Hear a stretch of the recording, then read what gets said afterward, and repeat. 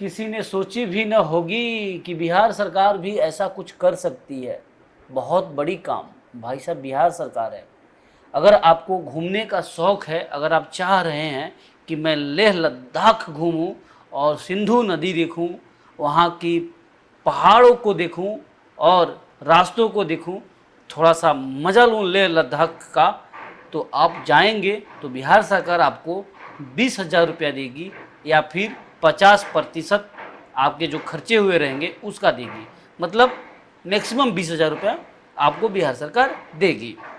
अगर आप लेह लद्दाख घूमने जाते हैं, सिंधु नदी की यात्रा करने जाते हैं, तो हुआ क्या है कि बिहार सरकार के जो मुख्यमंत्री हैं उनकी तरफ से कहा गया है, कैबिनेट में भी बात हुई है कि जो लोग सिंधु नदी की यात्रा करना चाहते हैं उनको 20,000 रुपये बिहार सरकार देगी। अब 20,000 रुपये जो बिहार सरकार देगी, क्या सबको देगी? यही सबसे बड़ा खेल है।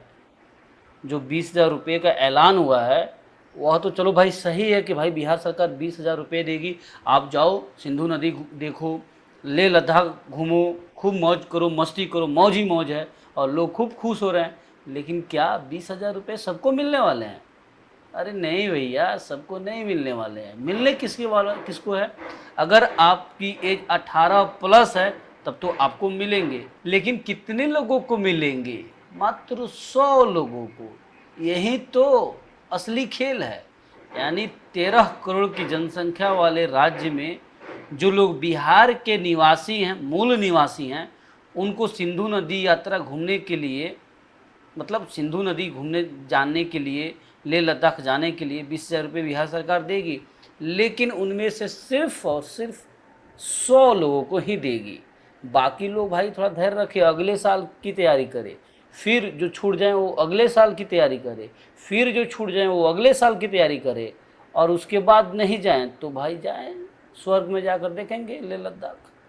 पहले सरकार पढ़ने के लिए देती थी, पहले सरकार रोज़गार के लिए देती थी कि आप पढ़ाई करो, अब रोज़गार करो तो आपको हम पैसा देंगे, समझ रहे ना, आपको हम आगे बढ़ाएंगे बिजनेस में, आप एजुकेट करेंगे। लेकिन अब सरकार घूमने के लिए भी पैसा दे रही है, तो यह अपने आप में बहुत बड़ी बात है।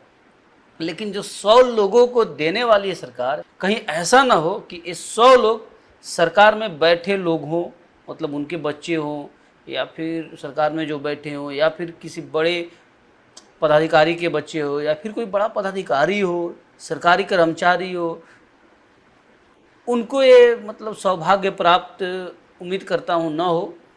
नहीं तो पता चले जो बिहार के मूल निवासी हैं, जिसको 20,000 रुपये देने की बात कही गई है, वह मूल निवासी को न मिलकर जो बिहार के असली मूल निवासी जो सरकारी हैं, जो राज्य के भाई साहब नेता लोग हैं, कहीं उनको इन 100 लोगों में तो शामिल नहीं कर दिया जाए। मतलब अब देखने वाली बात होगी। खैर कोई बात नहीं, कोई तो सरकार आ गया ही, क्या कहेंगे आप? वो 100 लोगों में क्या आप भी शामिल होना चाहते हैं या नहीं होना चाहते हैं?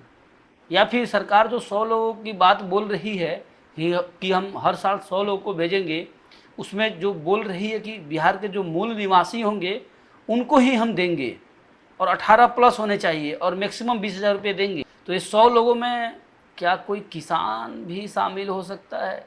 क्या कोई मजदूर भी अगर घूमना चाहे तो शामिल हो सकता है? क्या कोई एक आम नागरिक जिसको पैसे की ज़रूरत है और वो घूमने जाना चाहता है, क्या उसको मिल देगा? या फिर सिर्फ सरकारी दादाओं को, सरकारी जो दादा लोग हैं, सरकारी जो ऑफिसर हैं, जो नेता हैं, क्या उन्हीं के परिवार वालों को तो ये लाभ नहीं मिलने वाला? या फिर मूल निवासी जो सरकार बोले उनको मिले? खैर कोई नहीं, किसी को भी मिले। हाँ, किसको चाहिए, किसको मिलने वाला है, ज़रा बताइए कमेंट करके कि 20,000 रुपये किसको मिलेगा। मिलते हैं अगले वीडियो में, तब तक के लिए चैनल को सब्सक्राइब फॉलो जरूर कर लीजिएगा।